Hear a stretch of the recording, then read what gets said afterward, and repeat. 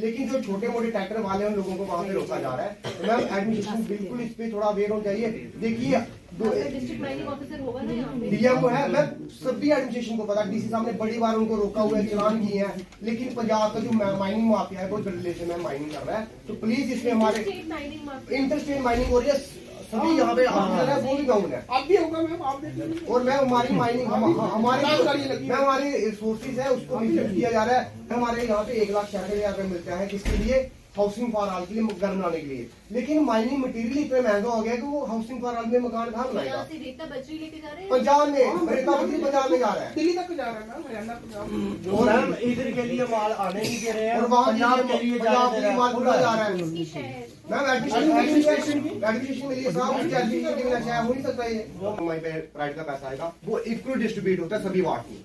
लेकिन जो extended ward, जैसे अपनी वार्ड की बात करता हूँ, मेरी वार्ड में 500 पॉपुलेशन है और मोर देन 1200 हाउस होल्ड है और 3500 वोटर्स है, रजिस्टर्ड वोटर है।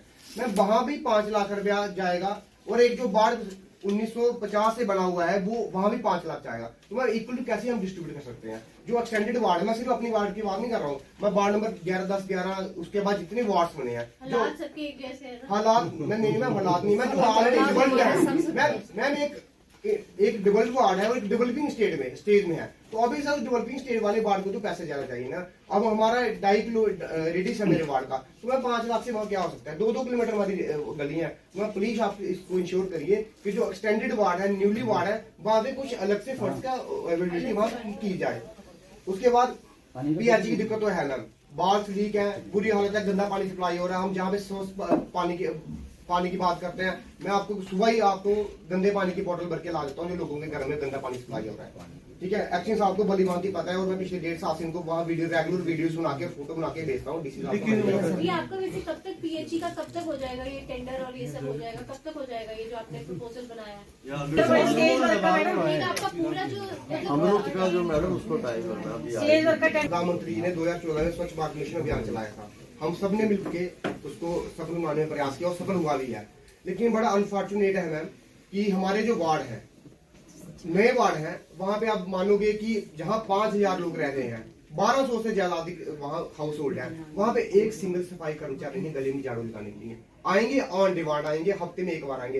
हाउ इज पॉसिबल कि हम स्वच्छ भारत मिशन का अभियान को सक्सेसफुल होने के कैसे हम सक्सेसफुल करेंगे इसको, जब तक हमारे पास सफाई कर्मचारी नहीं है। मैं इस पे प्लीज जोर दिया जाए, अगर कर्मचारी को रेगुलराइज करना है रेगुलराइज करो, अगर नई एम्प्लॉय लगाने हैं तो प्लीज आप नई एम्प्लॉय लगे ताकि हमारे वार्ड में सफाई हो। तो उम्मीद है कि जो हम बात कहेंगे, अगर जो बात नोट होगी उसका फीडबैक भी जब लगातार जो है वो चलता रहेगा। सभी बातें होंगी मेरे ख्याल से, लेकिन थोड़ा सा समय सक्सेस करूँगा इसके ऊपर। जिस प्रकार से सबसे पहले बात की उन लोगों ने पीएचई डिपार्टमेंट की, मेरा वार्ड है 20। अगर शुरुआत करूँ तो पहले कठुआ के 13 वार्ड थे, फिर 17 हुए, आज की डेट में 21 वार्ड है सबसे पहले। और हमारे वार्ड्स ऐसे हैं जहाँ जो नीचे के वार्ड से अगर यहाँ पीएचई की सप्लाई नहीं है तो इनके पास एक ऑप्शन रहता है कि हैंडपम्प, चाहे पानी गंदा है चाहे कैसा है, लेकिन पानी का ऑप्शन है इनके पास। हमारे पास वो ऑप्शन भी नहीं रहता है, क्योंकि हम लोग सारे नहर के ऊपर के वार्ड हैं। राहुल जी का वार्ड भी ऊपर है, 15 भी ऊपर है, 20 भी ऊपर है, 21 भी ऊपर है, 13 भी ऊपर है। ये वार्ड सारे नहर से ऊपर पड़ते हैं। यहाँ पानी का कोई और जरिया नहीं है, totally depends on PHE supply. अब हमारे वार्ड में जो ट्यूबवेल लगा है, आप हैरान होंगे कि वहाँ से लगभग 18 से 20 सप्लाई जो है वो चलती है। वो ट्यूबवेल मेरे वार्ड में है। मेरे वार्ड में ये नहीं मैं कहूँगा कि पानी पे तो सबका अधिकार है, वो सभी उसको इस्तेमाल करना है, लेकिन जहाँ उसको बनाया गया है वहाँ हमारे लोगों को 4-4, 5-5 दिन तक पानी नहीं मिलता है, और 18 सप्लाईज हैं और एक आदमी उसको मैनेज करता है उन सप्लाईज को चलाने के लिए। आप खुद अंदाजा लगाइए कि वो कैसे मैनेज होता होगा। आपके जब जैसे पानी चढ़ नहीं आता तो पानी के प्राइवेट टैंकर मंगाते हैं या यहाँ कुछ सिस्टम प्राइवेट टैंकर आप लोग खुद पैसे देके मंगाते हैं? मैं खुद पैसे देके जैसे मान लीजिए कि 3 दिन सप्लाई नहीं आई तो पीएचई टैंकर नहीं भेजता। पीएचई वो गाँव में भेज दीजिए ना, गाँव में गलियों में तो वहाँ जाएगा भी नहीं ना टैंकर बड़ा, उनके पास बड़े सिटी में जाता भी है ना, उनके पास 2 टैंकर है सर, टैंकर ही नहीं है, 2 टैंकर। टैंकर वाले बोलते हैं हमारे पास तेल ही नहीं है। यहाँ शहरों में ये हाल है मैम। मैंने बहुत बार कहा, बहुत सी मीटिंगों में, डिप्टी कमिश्नर ऑफिस में भी मीटिंगों में कहा कि शहर में जितने भी ट्यूबवेल्स हैं वहाँ स्टैंड बाई मोटर स्टोरेज का प्रबंध होना चाहिए। मोटर अगर जलती है, 18 सप्लाई चलती हैं, 4-4 दिन तक मोटर नहीं लगती है, तो जिसकी 4 दिन सप्लाई पहले टूटी होगी, 4 दिन बाद मोटर लगेगी, तो आप लगाइए कि किस प्रकार से उसको आप मैनेज कर सकेंगे। जहाँ अब बात करें अगर इनकी PWD वालों की, PWD डिपार्टमेंट की बात करें, लोक निर्माण विभाग की, तो इनको हमने बहुत बार कहा कि हमारे कठुआ में बहुत से अल्टरनेटिव रोड्स हैं। अल्टरनेटिव रोड्स मीन्स कि अगर कोई रोड बंद हो जाता है, कहीं हड़ताल हो जाती है, कोई एक्सीडेंट हो जाता है, तो बहुत से रोड जो मेन गलियां हैं वार्डों की, वो दूसरे रोड पे टच करती हैं। कोई हॉस्पिटल को टच करती है, कोई दूसरे रोड पे टच करती है, उसके लिए कोई पैसा रखा जाए, स्पेशल PWD डिपार्टमेंट उसको रखे। मैं आपको बताऊं कि हमारे जो अब बंदे को अपना भी इंटरेस्ट होता है, जो हमारी 1-2 गलियां थी, मैं पिछले जो DI साहब थे उनसे पूछता रहा, सर उसका क्या हुआ, सिटी रोड्स का आपका रखा हुआ है, बस हो जाएगा, फलाने ठेकेदार को काम अलाट हो गया, अब बस हो जाएगा, उसको इतने पैसे हो गए, दूसरे ने ले लिया, वो DI रिटायर्ड भी हो गया, लेकिन वो ब्लैक टॉपिंग नहीं थी। कहने का मतलब ये है कि ये लोग सही बात क्या है, अंदर की बात क्या है, कुछ भी आपको जो है वो जानकारी प्रॉपर तरीके से किसी को नहीं देंगे, चाहे वो जितना मर्जी वो करे। मेन होल्स इनके सारे टूटे हुए हैं। नेशनल आप इसके ये जो कठुआ का रोड है, बहुत से इनके मेन होल्स पिछले दिनों उन्होंने करवाए भी थे, 1 साल पहले। रोज लोग गिरते हैं, किसी की बेचारे की पैर फ्रैक्चर हो जाता है, किसी का घुटना फ्रैक्चर हो जाता है, लेकिन ये लोग उसके ऊपर भी कोई ध्यान नहीं देते हैं। सिर्फ जब 15 अगस्त 26 जनवरी आती है तो उसको वाइट और ब्लैक बस पेंट शेंट कर दिया, थोड़ा झाड़ू झाड़ू करवा दिया, तो बस उसके अलावा खाना पूर्ति के अलावा कुछ नहीं। सिर्फ मोटरसाइकिल या कार का रास्ता भी नहीं दे सकते थे। पेशेंट्स आते हैं, वहां से जाते हैं, मुड़ते हैं, फिर हाईवे पे जाते हैं, wastage of near about half an hour hospital में जाना पड़ता है। कहने का मतलब ये है कि छोटी छोटी बातें, छोटी छोटी चीजें, PHC का प्लान है बहुत दिन से होना चाहिए। मैम उन लोगों ने 50-50 रुपए पर हाउस होल्ड कलेक्शन भी कर ली। हाउस नंबर हाँ, में लग भी चुकी है। बड़े भाषणों में कि 74th अमेंडमेंट को लागू करेगी सरकार। हमने भी सोचा हो जाएगा, पर सच बात यह है कि आज तक हुआ ही नहीं। कारण क्या है मैं नहीं जानता। हम चाहते हैं कि जो कॉन्स्टिट्यूशन ऑफ इंडिया में शब्दशाह वर्ड बाय वर्ड जो लिखा हुआ है, वैसे 74th अमेंडमेंट जम्मू कश्मीर की अर्बन लोकल बॉडीज में लागू होनी चाहिए। हमें सच को मजाक बना दिया, हमारा जुमला बना के रख दिया हमारा। हम चाहते हैं लोगों के पास, लोग कहते हैं गली बनाओ, लोग कहते हैं पानी दो, करना चाहते हैं, कहां से करें हम? इसलिए हम यही चाहते हैं, पहले तो 74th अमेंडमेंट लागू करो। दूसरा, परसों जो मीटिंग लगी थी प्रधान साहब ने कि माई टाउन माई प्राइड में ब्यूटिफिकेशन ऑफ टाउन के लिए पैसे आए हैं, होनी चाहिए ब्यूटिफिकेशन, पर प्रायोरिटी किसको देनी है? ब्यूटिफिकेशन को देनी है, जो अच्छी सैनिटेशन को देनी है, अच्छे सीवरेज को देनी है, जो ड्रेनेज सिस्टम बिल्कुल कोलैप्स हो गया है उसको देनी है। सरकार को सोचना चाहिए, जो ऊपर बैठे हुए हैं ना पॉलिसी बनाते हैं, प्रायोरिटी किसको दें? अभी ये 10-11 दिन बैठे हुए हैं ना विदाउट रेनी सीजन, कोई बरसात का मौसम नहीं है, आज भी पानी जो जमा हो रहा है, सारा सीवरेज सिस्टम कोलैप्स हो रहा है, पानी बाहर निकल रहा है। किसकी ब्यूटिफिकेशन होगी? शायद अगर पानी नालों में से बाहर निकलेगा, क्या करनी है? बड़ी बड़ी लाइटें, क्या करनी है? बड़े बड़े चौक। हमें नहीं चाहिए मैडम जी, हमें चाहिए गलियां, अच्छी नालियां, अच्छा पानी मिल जाए, उसके बाद ब्यूटिफिकेशन की बात करेंगे। पैसे जो है ब्यूटिफिकेशन को छोड़कर पहले अच्छी सीवरेज के लिए दे, उसको प्रायोरिटी गवर्नमेंट दे। एक वो उसके लिए स्टे एनिमल्स के लिए कह दिया हमें ना, मैं सच कह रहा हूँ, वैसे पार्टीबाजी करनी चाहिए। हम बीजेपी के लोग कहते हैं थोड़ी बीजेपी की सरकार है, तो हूं भी नहीं हुआ दे, हूं भी बार हुकूम दिया। इसके लिए सरकार पैसे फंड अलॉट करवाए ना, स्टेट कर रहे हैं, हम कहाँ से लाएंगे पैसे? हमारे अभी 3-4 करोड़ की लाइबिलिटी है, हम कहाँ से लाएं पैसे? पैसे स्टेट दे ना, सरकार दे, हम अगर काम नहीं करें फिर बात है। सफाई का हो गया और वाटर सप्लाई का भी जो है, तो वो सारी all thing I think primary यही 3 सेशन है। बहुत ज्यादा ट्रैफिक कंजेशन आ रही है, मतलब ये जो 4-5 मुद्दे जो आपके सबके कॉमन मुद्दे हैं, इंडोर है, तो आप इस सबको नोट करके we will take it, we will try to put it up in such a way कि कुछ ना कुछ इसका लॉजिकल समाधान निकले और जल्दी इसका निकले कुछ इस तरह।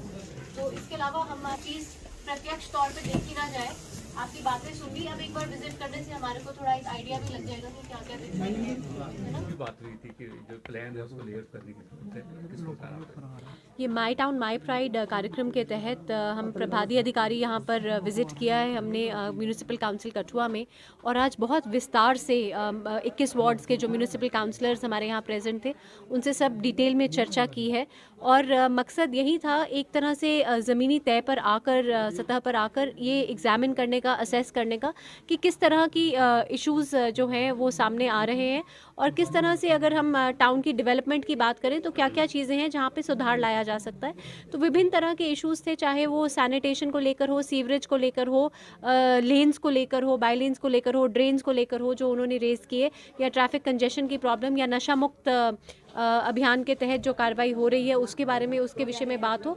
तो इन अनेकों विषयों पर चर्चा हुई है, और बहुत ही मुझे लगता है काफ़ी सारे सुझाव भी हमें काउंसलर्स से मिले हैं, जिनको हमारा यही एम रहेगा कि इसको किस तरह से हम बैठ के असेस करके, किस तरह से एग्जामिन करके ऊपर तक पहुंचाएं, ताकि इन पे सब पे जो बहुत ही सकारात्मक सुझाव हैं उन पर कार्रवाई हो सके। मैडम मैम, जो एक मास्टर प्लान है वो उसको बनाने की जरूरत है, रिकंसिडर करने की जरूरत है, तो क्या उसके ऊपर कोई सिटी डेवलपमेंट प्लान्स और जहाँ तक म्यूनिसिपल फाइनेंसेस की बात है सब पर डिटेल में चर्चा हुई है, और जो 7 मेन प्लान्स हैं, चाहे वो सिटी डेवलपमेंट प्लान हो और इस तरह के प्लान्स पर भी आज सभी काउंसलर्स ने चर्चा भी की है और इन्होंने रेजोल्यूशन भी पास किया है। साथ ही में हमारा जो एक मास्टर प्लान शहर का होना चाहिए उसकी ज़रूरत पर भी हमने चर्चा की है।